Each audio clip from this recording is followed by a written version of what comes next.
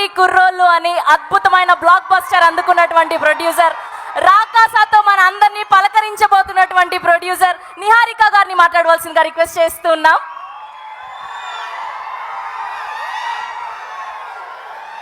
Good evening.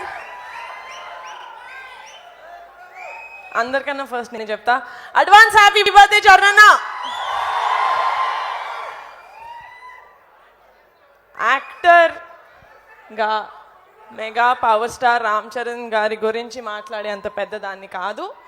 నాకు తెలిసింది ఒకటే, చరణ్ ఏ సినిమా చేసినా కష్టపడి మేము రామ్ చరణ్ ఫ్యాన్స్ అని కాలర్ ఎత్తుకునేలాగా ఉండాలి. అది ఒక్క రీజన్కే కష్టపడి చేస్తాడు. I know that. బట్ ఇప్పుడు ఒక ఆడపిల్లలాగా మాట్లాడతాను. చరణ్ తన వైఫ్ని అట్మోస్ట్ రెస్పెక్ట్ తోటి, అట్మోస్ట్ లవ్ తోటి చూస్తాడు.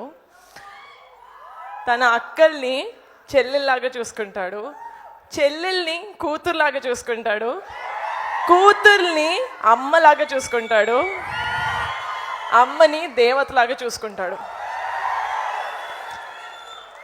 Mega power star Ram Charan గారి ఫ్యాన్స్ లాగా ఇక్కడ నాకు 90% అబ్బాయిలు కనిపిస్తున్నారు. కాబట్టి చరణ్ నుంచి మీరు ఏదైనా తీసుకోవాలి అంటే ఆడపిల్లని అమ్మవారిలాగా ట్రీట్ చేయండి. అండ్ ఒక ఆడపిల్ల పక్కన mega power star Ram Charan గారి ఫ్యాన్స్ ఉన్నారు అంటే ధైర్యంగా ఉండాలి. ఒక ఆడపిల్ల ఉంటారు కదా. చరణ్ బర్త్డే రోజు ఇది ప్రామిసా కాదా? ఐ రియలీ హోప్ చరణ్ హెల్దీగా, హ్యాపీగా, లైఫ్ లాంగ్ ఉండాలని మనస్ఫూర్తిగా కోరుకుంటున్నాను. Thank you so much. I love you so much Charan. వీళ్ళందరికన్నా ఒక మెట్టు ఎక్కువ నాకు నువ్వు అంటే ఇష్టం.